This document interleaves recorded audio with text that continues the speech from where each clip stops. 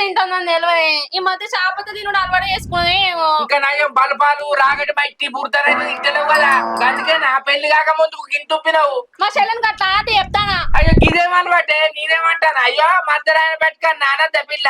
అనద్దు. అనద్దా? అనద్దు బావా, నాకు ఇవంటే ఇష్టం. అబ్బ మీ అక్క లేనప్పుడు అన్నావు, మీ అక్క ముంగట అబ్బ నాయన మస్తు కంట చేస్తారు కదా అక్క చెల్లెళ్ళు. ఆయన ఇవి ముక్కద్దని చెప్పు బుజ్జి. తినంతి ఎట్లా తింటాంది కదా, సగం అయిపోయింది. ఏ సగమే తీసుకోవాలి నేను. ఎవరన్నా చూస్తే అద్దె చెల్లెకి ఇదేమని పట్టాలి తిడతారు, కానీ నువ్వు మీ చెల్లెకు సపోర్ట్ ఇస్తాను ఏంది? మా చెల్లెకు ఏదైనా తినొద్దని చెప్పినావా అనుకో ఇంకెక్కువనే తింటది. అంటే తిను తిను అంటే మీ చెల్లె తక్కువ తింటదా అనే?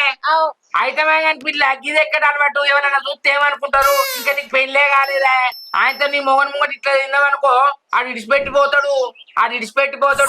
ఆయన నాకు పెళ్ళే కాలే బావా, మొగడే నుంచి వచ్చిందంటావా? అయితే గిట్లా అని చెప్తానా?